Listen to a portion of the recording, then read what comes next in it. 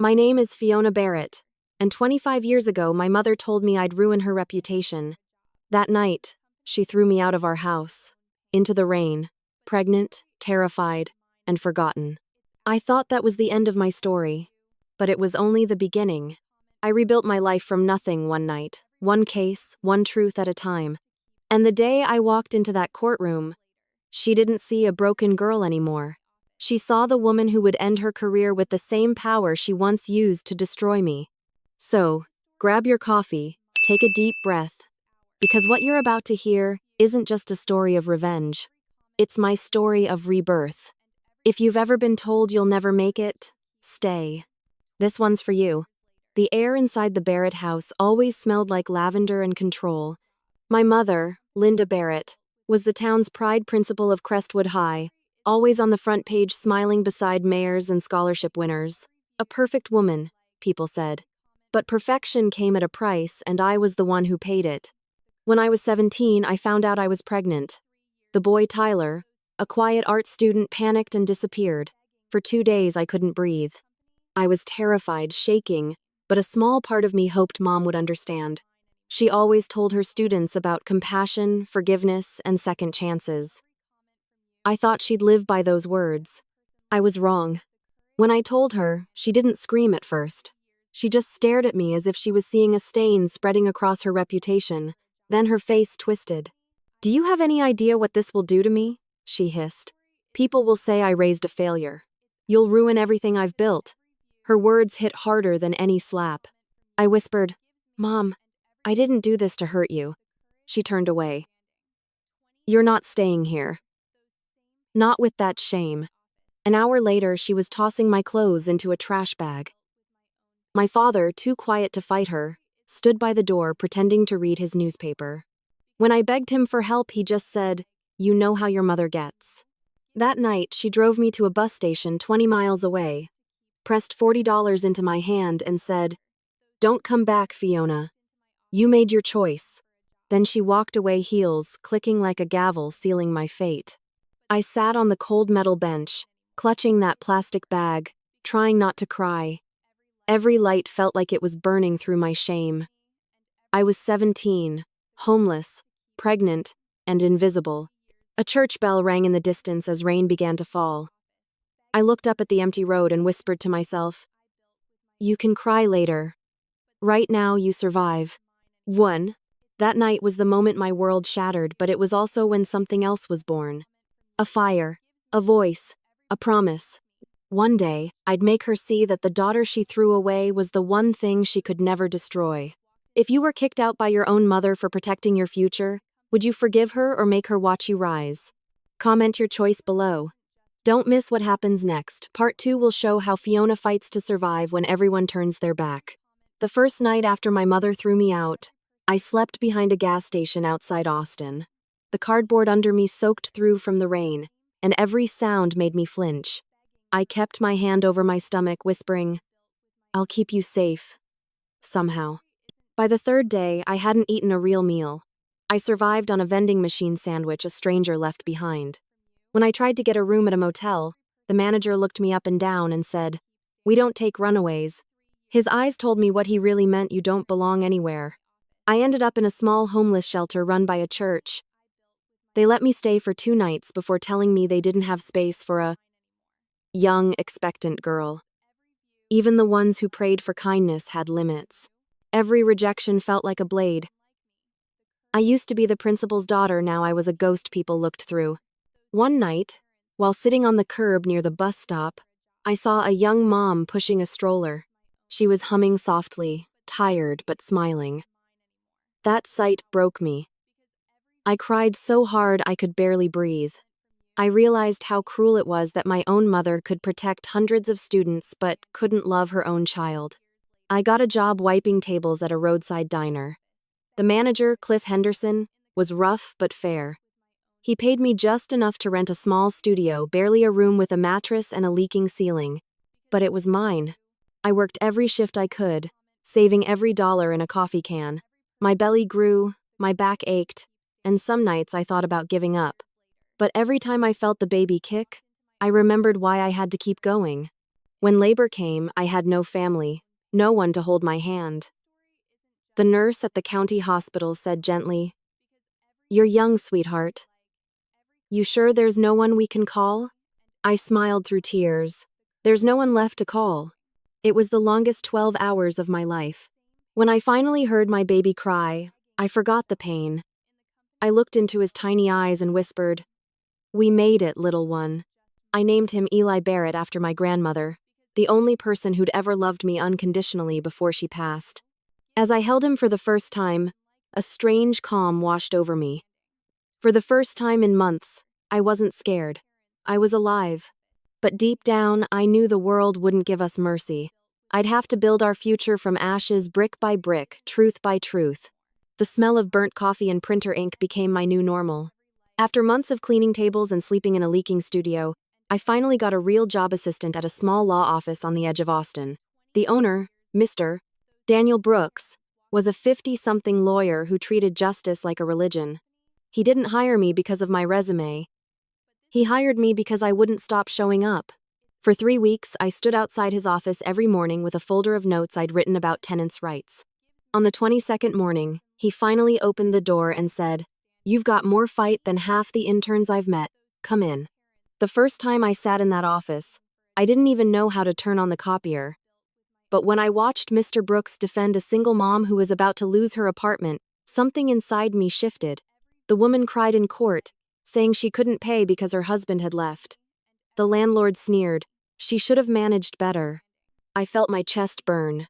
That was the same tone my mother used, the one that said, "You're the embarrassment, not the victim." Mr. Brooks won that case. He didn't shout. He didn't threaten. He just used truth. Like a scalpel, precise, sharp, undeniable. After the hearing, I asked him, "How did you learn to fight like that?" He smiled. "By being underestimated." No. That night, I went home and opened a dusty law textbook I found in the library's discard pile. I didn't understand half the words, but I read every page like my life depended on it. Maybe it did. One evening, while feeding Eli, I told him softly, "Mommy's going to change the rules one day. No one will ever make us feel small again." From that moment, survival wasn't enough. I wanted justice. I wanted truth. And deep down, I wanted her Linda Barrett to see me standing taller than the reputation she once protected more than her own daughter. I enrolled in community college. I studied between shifts, memorizing legal codes while Eli slept beside me. Each late night, each drop of exhaustion became fuel. By 25, I was accepted into law school. And the night I got my acceptance letter, I looked at Eli and whispered, "We did it." No. But as I folded that letter, a thought crept in like thunder. One day she'll see my name again. And this time, it won't be in shame. It'll be in headlines. By the time I turned 30, I had built a life out of ashes. Days blurred into years studying law by night, working cases by day, and raising Eli in between. There were times I thought I'd break, but every courtroom victory, no matter how small, stitched another piece of me back together. When I passed the bar exam, I didn't cry. I just stared at my certificate and whispered, "You see this, Mom? I'm the woman you said would ruin you." I started my own firm, Barrett and Justice Legal Aid, specializing in defending single mothers and women who'd been silenced. My clients didn't wear pearls or perfume like my mother's social circle. They wore exhaustion, courage, and hope, and I saw myself in every one of them. Each case was personal. When a waitress was fired for being pregnant, I fought until her employer paid every dollar she was owed. When a teenage girl was kicked out by her parents for shaming the family, I found her a place to live and got her back in school. Every win felt like redemption, not just for them, but for the girl I once was. Then one morning, my paralegal, Maya Lewis, placed a folder on my desk and said, "This one's big. Fraud allegations against an education official from Crestwood County." I froze. Crestwood, my hometown. The place I swore I'd never look back to. I opened the folder and my heart stopped. Defendant, Linda Barrett. My mother. The same woman who'd built her career on preaching integrity and image was now accused of falsifying school grant records and pocketing funds meant for underprivileged students. For a long minute, I couldn't breathe. It felt like fate had drawn a perfect circle, one I never asked for, but could no longer avoid. Maya looked at me, concerned. "Do you want me to reassign the case?" I closed the folder slowly and said, "No, I'll take it." That night, I couldn't sleep. I watched Eli, now a tall young man in his 20s, studying engineering textbooks at the table. He caught my look and asked, "You okay, Mom?" I smiled faintly. "Just remembering who I used to be." He came over, squeezed my shoulder, and said, "Whoever she was, she made you who you are now. The strongest person I know." Vul. I turned back to the folder and whispered, "Then it's time she meets me again." The courtroom smelled like old wood and tension.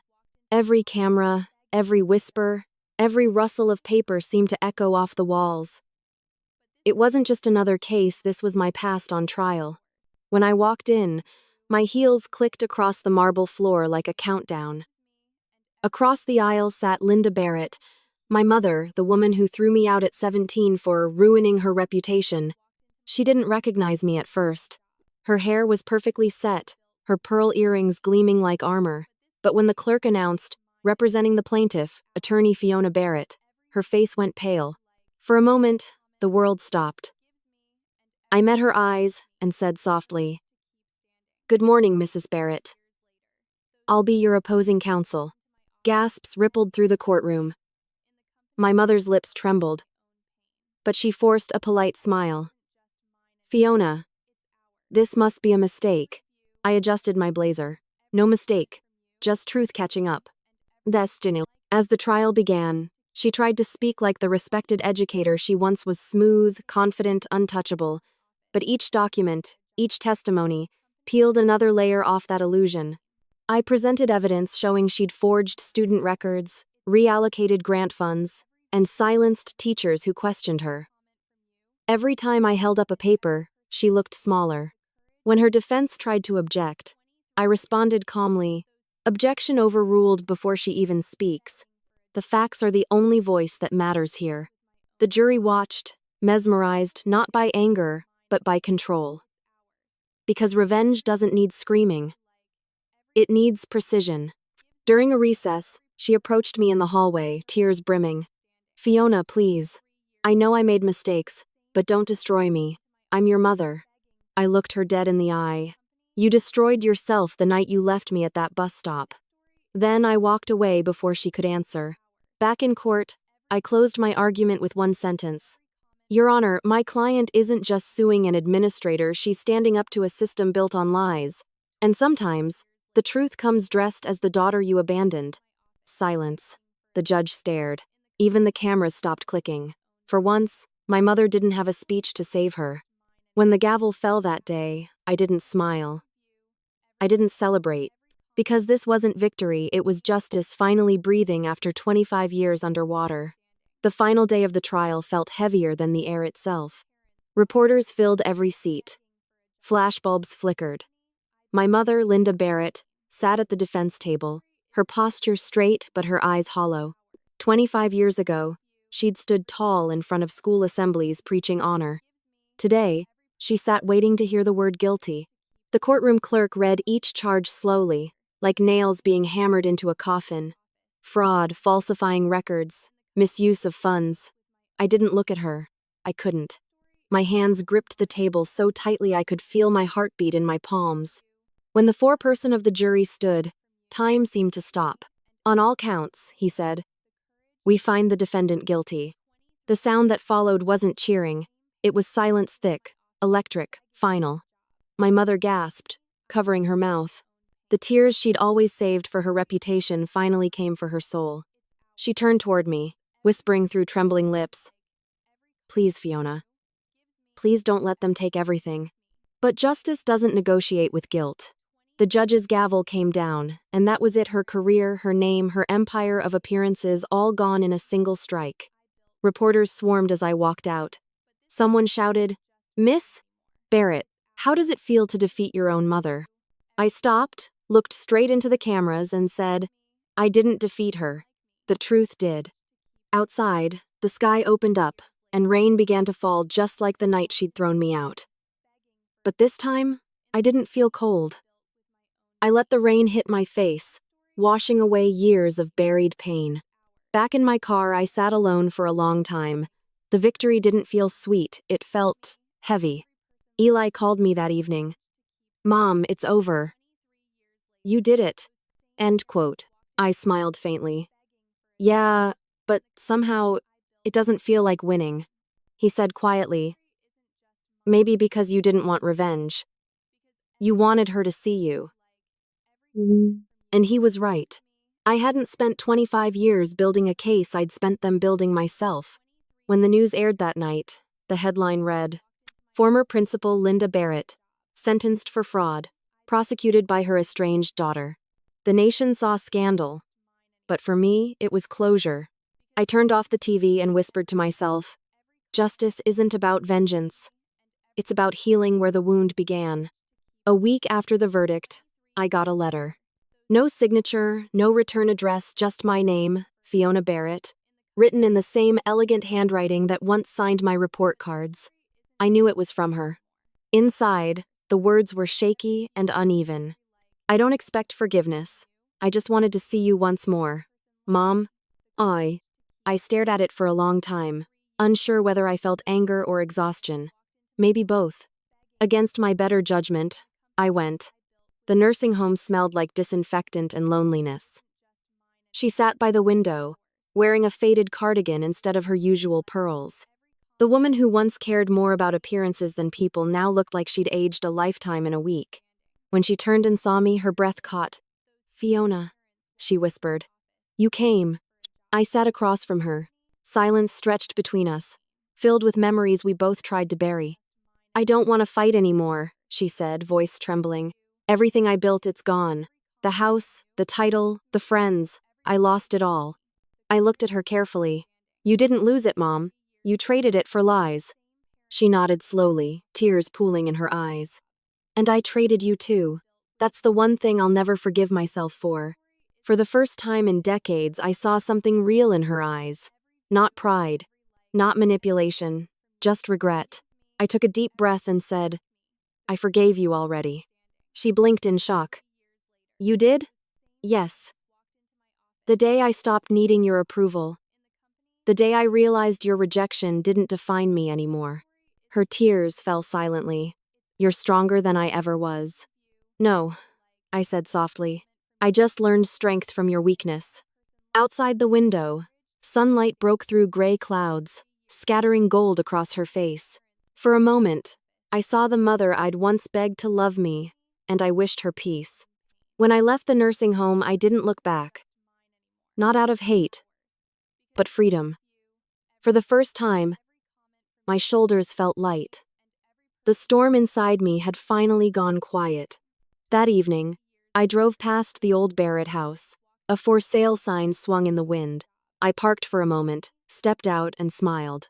I had once been thrown out of that door with nothing. Now, I could buy it if I wanted, but I didn't need to. Because I already owned something far more valuable, myself.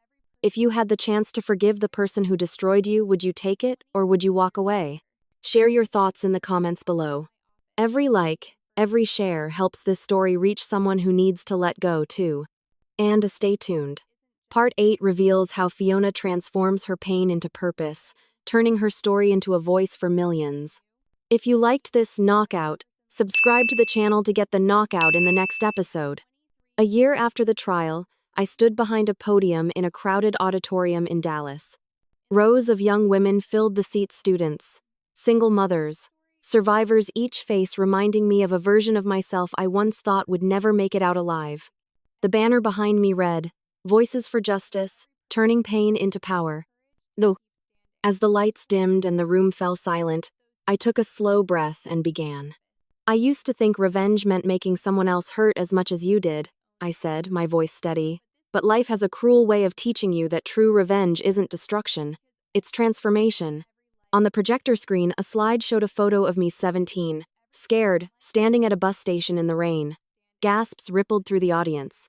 That girl, I continued, was told she'd ruin her mother's reputation, that she'd never become anything. But she didn't vanish. She fought. She studied. She built her own name from the pieces of the one that rejected her. I saw tears in the crowd.